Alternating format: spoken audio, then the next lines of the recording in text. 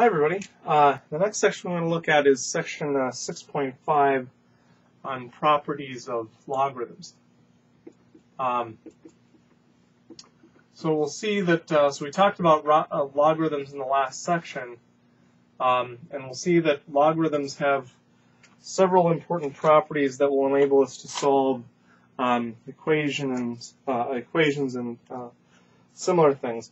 Now there are sort of some minor properties that I want to look at, and then there are three major properties I want to look at here. Let me just grab another black marker or two here. The idea in this case is that, first of all, the important thing is to remember that all logarithms go through the point 1, 0, right? Because all exponential functions go through the point 0, 1. So the one important thing to realize is that no matter what the base is, let's just say the base is a in this case of 1 equals 0, no matter what the value of a is. And remember that you can think of this as your x-coordinate and that as your y-coordinate. So that basically means that the graphs of these things always go through the point 1, 0, unless, of course, again, the graph is transformed in some way, like shifted or something like that. Another important property is the fact that the log base a of a equals 1, right? Then remember, this would be like asking, what power do you raise a to get a, right? Well, obviously, a to the first is a. And that also just means that all the logarithmic functions go through the point a comma 1, right? If this is your x-coordinate and that's your y-coordinate.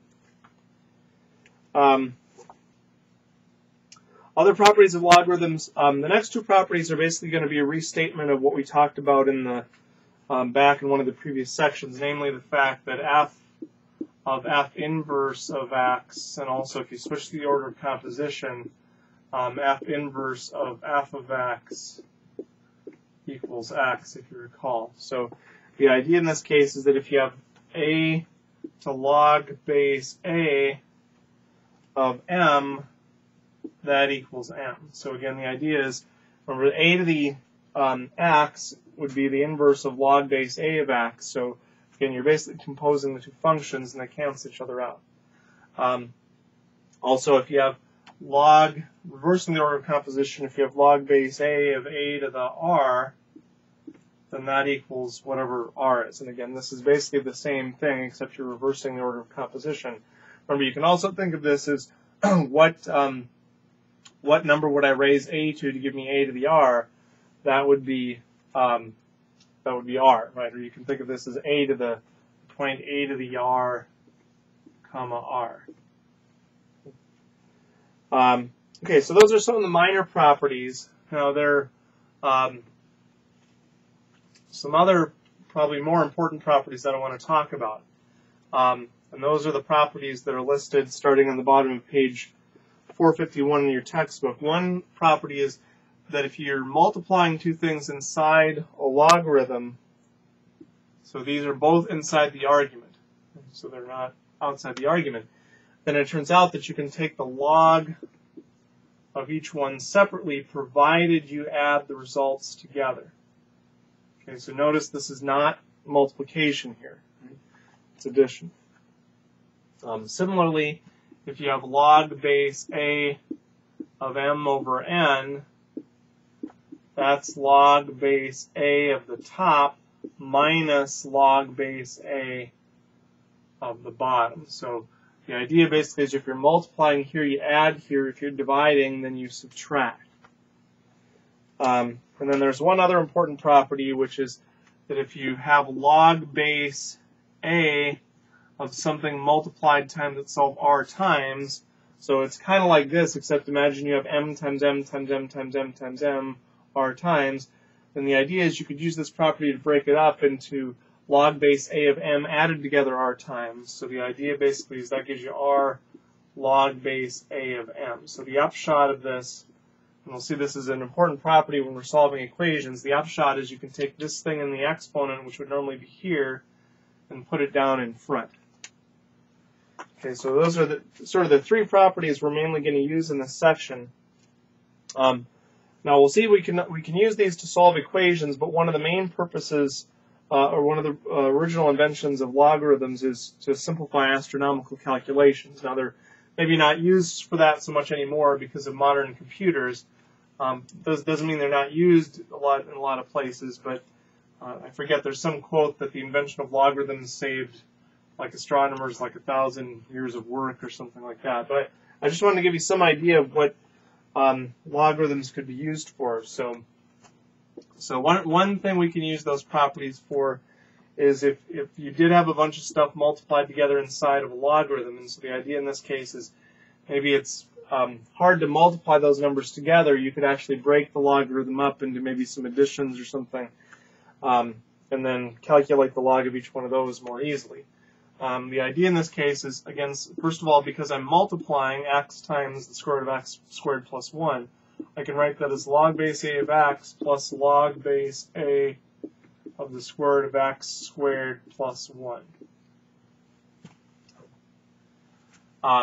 Now, one little trick here, too, we can do is remember that if you have a square root, you can think of that as something being raised to the 1/2 power. So this is x squared plus 1, all raised to the 1/2 power, then that's inside the logarithm. So I'll have log base a of x. If I bring the 1/2 down in front, I'll have log base a of x squared plus 1. And then just be careful here, you cannot break this down any further. Notice that I'm not multiplying in here, I'm adding, and there's no rule that says that if you take the log of two things added together, you can take the log separately, right? That's not how it works. It's only if you're multiplying things together inside the logarithm that you can break it up into addition.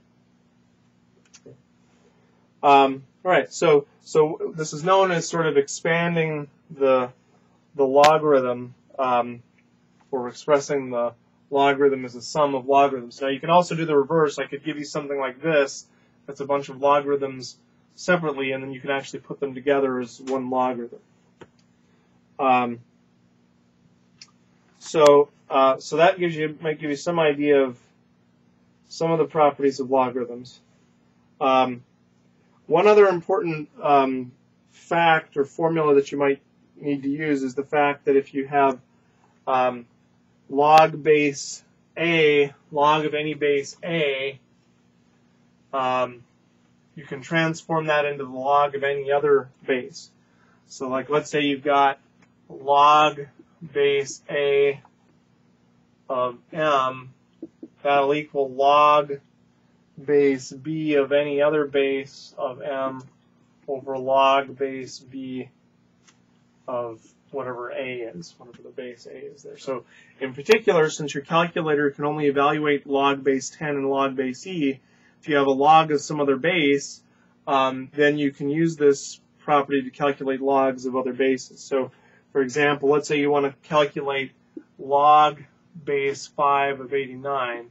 And I should mention it's always a good idea to have a rough estimate of what this answer is going to be before you calculate it, just in case you make a mistake when you're using your calculator. I mean, think about it this way. You're basically asking yourself, okay, well, what power would I raise 5 to get 89, right? So if you think about it, 5 to the second power is 25.